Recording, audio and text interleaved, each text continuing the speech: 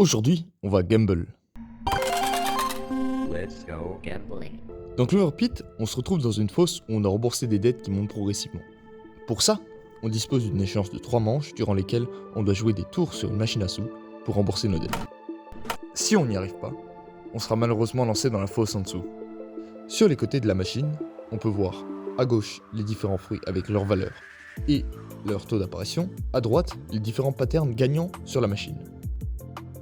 En déposant plus ou moins dans la machine, on peut récupérer des intérêts à chaque manche. Ensuite, il y a le système de tickets. On peut en gagner soit en jouant simplement sur la machine, soit en remboursant nos dettes en avance. A noter que d'autres manières sont disponibles pour en obtenir, mais elles sont liées au porte-bonheur. D'ailleurs, les porte-bonheur, qu'est-ce que c'est ? Bah, c'est des objets qui sont grâce aux tickets qu'on a durement gagnés, achetés dans le shop derrière nous. On peut les poser sur la table, ils nous permettent d'avoir différents buffs.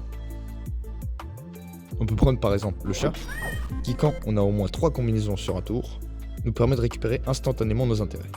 Ou le disque A, qui nous permet de réactiver une fois de plus la dernière combinaison tous les 7 tours, soit gagner le double de ce qu'on allait gagner. En plus de tout ça, une fois par échéance, nous avons un appel téléphonique. Dans ce dernier, on nous propose plusieurs buffs. Sur mes premiers runs, je pensais que ce jeu c'était purement du gambling, et juste de la chance. Une chance que je n'avais visiblement pas avec moi.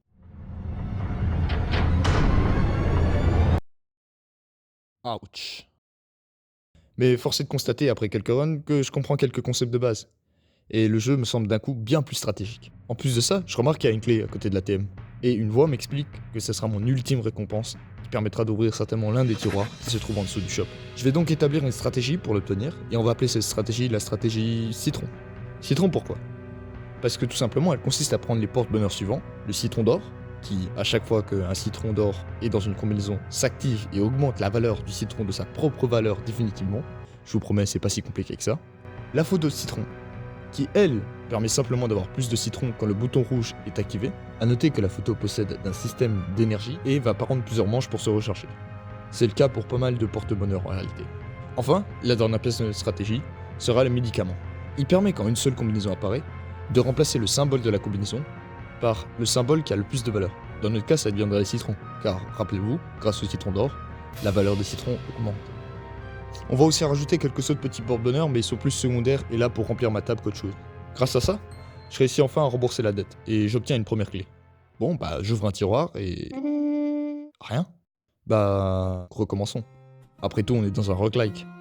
Pour obtenir la deuxième clé, bah je vais utiliser une stratégie similaire à la stratégie citron, mais j'ai remarqué que le diamant valait plus. Donc on va faire preuve d'imagination, et on va l'appeler la stratégie diamant. Pour faire bref, c'est la même chose que la stratégie citron, mais avec des diamants, en tout cas pour la photo et pour le diamant d'or. On garde également le médicament. Mais on va rajouter quelque chose, on va ajouter le collier en diamant, qui s'active 2 fois de plus si une combinaison de diamant est la seule combinaison disponible. De plus, la deuxième fois est doublée. On va aussi mettre une étoile, qui nous permet, quand on n'obtient rien à un tour, d'obtenir un OR XL ou un horizontal XL, dit plus simplement, une ligne de 5 symboles au tour suivant. Grâce à cette stratégie digne des plus grands stratèges militaires, on obtient enfin la deuxième clé. Puis bah, faut recommencer, il y a 4 tiroirs.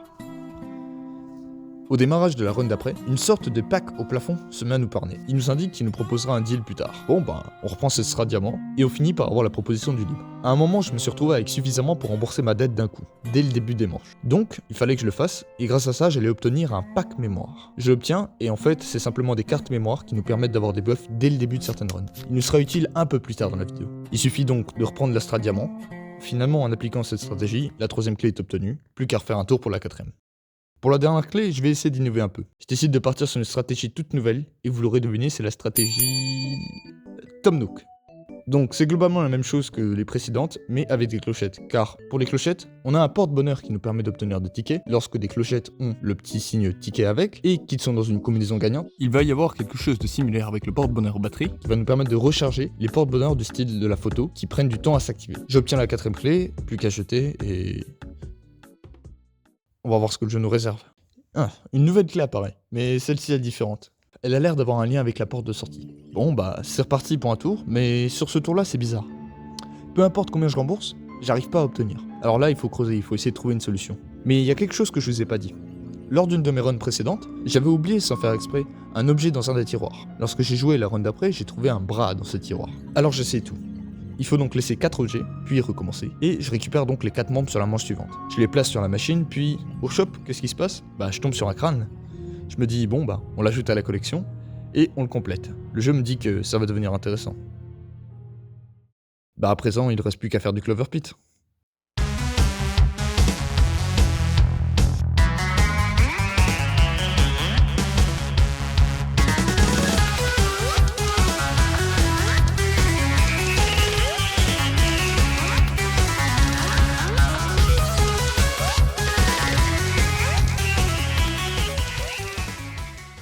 Enfin, j'ai obtenu assez.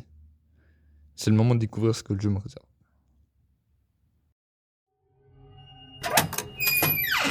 J'arrive dans un énorme complexe avec plusieurs bâtiments autour, et au final, au centre, bah, on retourne au départ. Une machine à sous. Ça, c'est la fin standard, la fin classique. C'est une sortie pragmatique en fait. J'ai joué, j'ai gagné, et je fuis. Mais quelque chose m'a intrigué. Lors de ma run pour réussir à obtenir cette fin, j'ai remarqué que le disque avec écrit 666 sur ma machine avait été rayé à un moment.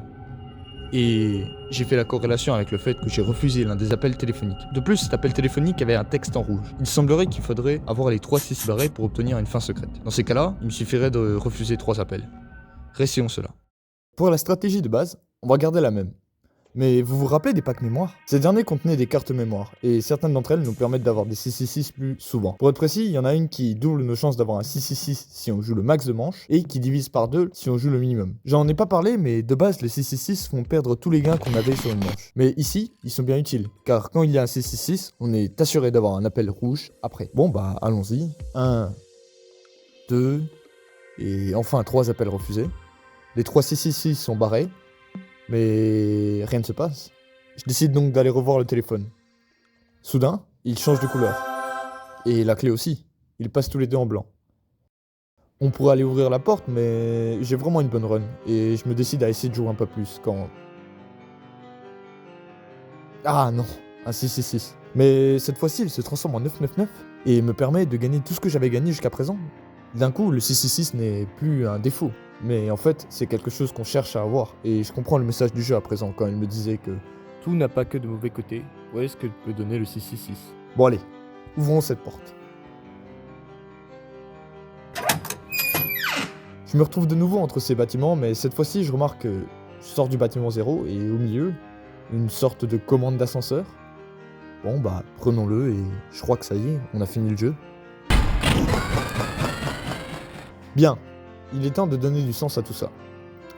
Ce qui fait la force de Clover Pit pour moi, c'est sa capacité à constamment briser le 4ème mur. Dès le tutoriel, le narrateur s'adresse pas spécifiquement au personnage, mais il nous parle à nous, joueurs. Et entre chaque run, il y a souvent des messages sur un tour moqueur qui s'adressent également à nous. Cela casse la distance habituelle qu'il y a entre un jeu et son public, et on joue plus un personnage finalement. On est mis en cause, on se sent observé et jugé, parfois même complice. Cette mise en scène est aussi une excellente métaphore de l'addiction au jeu d'argent. Le cycle est littéral, tu relances une partie, tu paries sur une réussite, tu perds.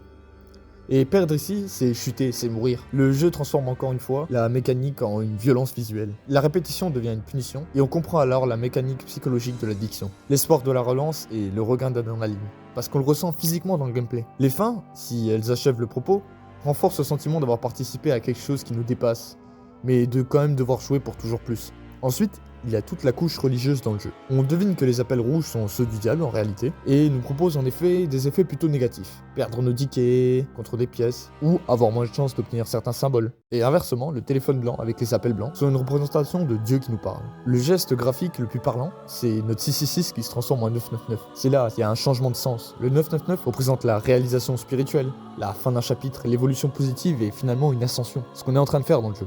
En somme, Clover Pit ne se contente pas d'être un bon jeu. Il t'invite à un interrogatoire, il brise le 4ème mur, il te force à regarder tes pulsions en face, puis il t'offre des symboles, religieux, psychologiques ou narratifs, pour interpréter ce que tu vas faire. C'est perturbant, nécessaire et franchement brillant. Merci de m'avoir suivi jusqu'au bout. Clover Pit nous a vraiment forcé à regarder nos choix en face. Si cette plongée t'a plu, abonne-toi pour ne pas rater la suite. Et je tiens à préciser que c'est ma toute première vidéo. Alors ton soutien compte double, like si tu as aimé, mais bien sûr, n'hésite pas à me proposer des autres jeux que tu voudrais voir en commentaire. Ciao ciao.